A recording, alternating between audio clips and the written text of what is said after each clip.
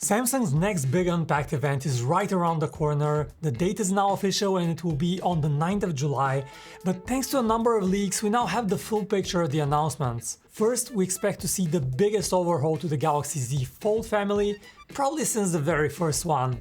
A new Galaxy Z Flip phone that finally catches up to rivals, and then for the first time a cheap fan edition flip phone. Add to that 3 new Galaxy Watches, and we have ourselves an exciting summer ahead of us. Hey guys, I'm Vic with PhoneArena. Don't forget to subscribe to the channel to stay in the loop about the latest technology, and let's start with the Galaxy Z Fold 7, the big book-style foldable phone that most enthusiasts come for. Samsung has stubbornly stuck with more or less the same form factor for the Fold series since the very first model, but in the past couple of years, other companies have all flocked to a different, wider shape with a bigger cover screen. Well, Samsung is finally catching up to that. The cover screen on the Fold 7 is rumored to be 6.5 inches, up from 6.3 inches on the Fold 6, while the main screen is getting even bigger at around 8.2 inches, slightly bigger than the 8-inch screen on other foldables. What are the benefits of a wider cover screen? Well, those include easier typing, and you can just use the outer screen comfortably without ever unfolding the device. With these changes, the Fold 7 will finally look and feel just like the other foldables, like the Pixel 9 Pro Fold, the Honor Magic, Oppo Find series, the OnePlus Open, and all the rest. Now, the second big change is the thickness. The Fold 6 was a chunky 12mm thick, while most other foldable phones hover around the 9mm number. The Oppo Find N5 is 8.9mm thick. The Honor Magic V5 is expected to come in at 8.8mm, so the Galaxy definitely has some sleek competition. Well, the Fold 7 will also be in that 9mm ballpark. It might not be the thinnest phone per se,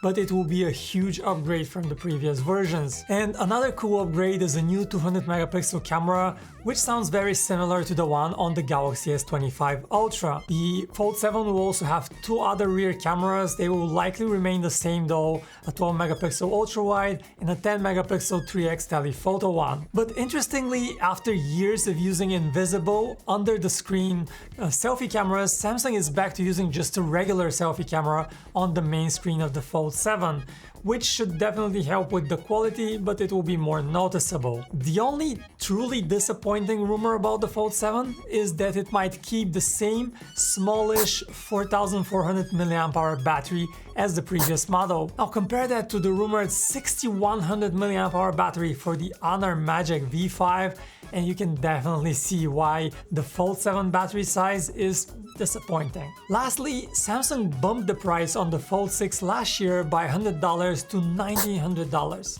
So we don't really expect yet another price increase on the Fold 7, but you never know for sure, so we'll have to wait and see. Alright, next up on the flip side of things, we have not one but 2 new Galaxy Z Flip phones.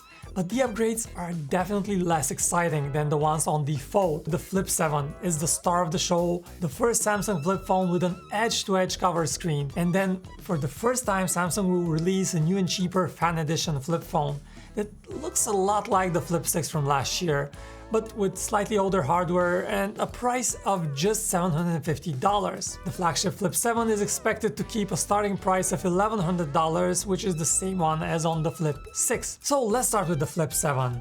The big surprise might be a new chip under the hood. All flip phones so far have shipped with a Snapdragon chip inside them, but the new Flip 7 might arrive with Samsung's own Exynos 2500 chipset. This was allegedly supposed to be used in the Galaxy S25 lineup, but Samsung wasn't ready with it, so now it seems that it's ready and willing to put the chip in the Flip 7. Usually Exynos chips are a bit slower than their Snapdragon counterparts, so let's see if this one follows the same pattern. Also, there is still a chance that the US model of the Flip 7 will actually come with a Snapdragon chip instead, while the rest of the world gets the Exynos model. Let's see. This new flippy phone is also expected to have 12GB of RAM, a welcome upgrade over the 8GB on the previous version, and the base model will also have 256GB of storage. So the edge-to-edge screen is a very nice touch, even if it's just catching up to Motorola from 2 years ago, but hopefully you will no longer have to resort to Samsung good luck just to use your apps on the cover screen, as is the current case. The main screen is also rumored to increase slightly by 0.15 inches to 6.85 inches, so the device might be just a slightly bit bigger than before. Oh, and one more welcome upgrade. The battery on the Flip 7 might increase to 4300 mAh, up from a 4000 mAh battery on the Flip 6. Also, check out this new leaked coral red version of the Flip 7. Finally, something a bit more colorful from Samsung. Now, as for the Flip 7 FE or the Fan Edition, expect this to look and feel a lot like the Flip 6 from last year, but with some compromises in hardware. Expect a slower Exynos 2400 chip inside and less RAM at 8GB. Plus all of that at the rumored $750 price. Samsung also wants to pull an Apple move with the colors, releasing the FE in just a black and white version, just like the iPhone 16e. So if you want some color on your phone, you'd have to buy the more expensive Flip 7. But honestly, all of that might not matter that much. I am genuinely excited about the Flip 7 FE.